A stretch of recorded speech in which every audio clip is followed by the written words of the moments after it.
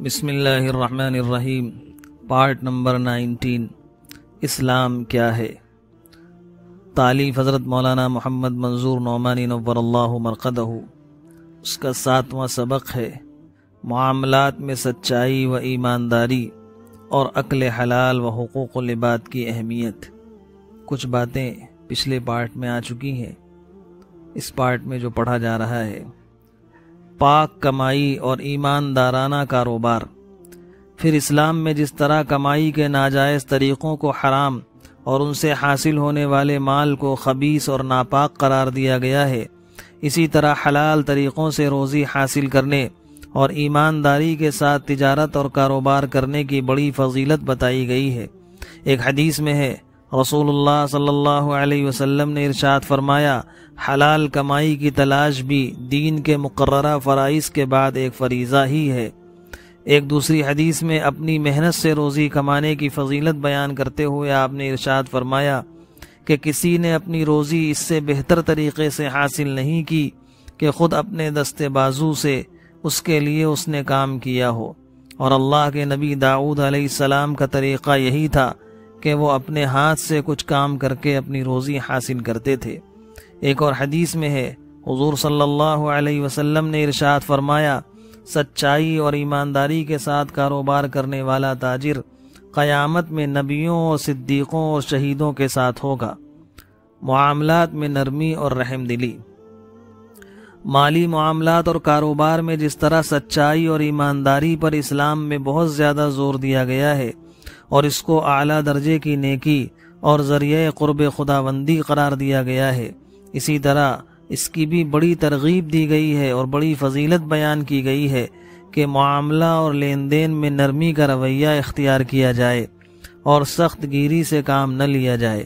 ایک حدیث میں ہے، رسول اللہ صلی اللہ علیہ وسلم نے ارشاد فرمایا، اللہ کی رحمت ہو اس بندے پر جو خرید و فروخت میں اور دوسروں سے اپنا حق وصول کرنے میں نرم ہو۔ ایک دوسری حدیث میں ہے، آپ نے ارشاد فرمایا کہ جو آدمی اللہ کے کسی غریب اور تنگ دست بندے کو قرض کی ادائیگی میں مہلت دے دے یا کلی یا جزئی طور پر اپنا مطالبہ معاف کر دے تو اللہ تعالیٰ اس کو قیامت کے دن کی پریشانیوں سے نجات عطا فرماوے گا۔ ایک دوسری روایت میں ہے کہ قیامت کے دن اللہ تعالیٰ اس کو اپنے سائے رحمت میں جگہ دے گا۔ حضور صلی اللہ علیہ وسلم کے ان ارشادات کا تعلق تو تاجروں اور ان دولت مندوں سے ہے جن سے تنگ حال لوگ اپنی ضرورتوں کے لیے قرض لے لیتے ہیں، لیکن جو لوگ کسی سے قرض لیں خود ان کو رسول اللہ صلی اللہ علیہ وسلم اس کی انتہائی تاکید فرماتے تھے کہ جہاں تک ہو سکے وہ جلد از جلد قرض ادا کرنے کی کوشش کریں، اور ایسا نہ ہو کہ قرض دار ہونے کی حالت میں دنیا سے چلے جائیں اور اللہ کے کسی بندے کا حق ان کے ذمے باقی رہ جائے۔ اس بارے میں آپ جتنی سختی فرماتے تھے، اس کا اندازہ حضور صلی اللہ علیہ وسلم کے ان ارشادات سے ہو سکتا ہے۔ ایک حدیث میں ہے، آپ صلی اللہ علیہ وسلم نے ارشاد فرمایا کہ اگر آدمی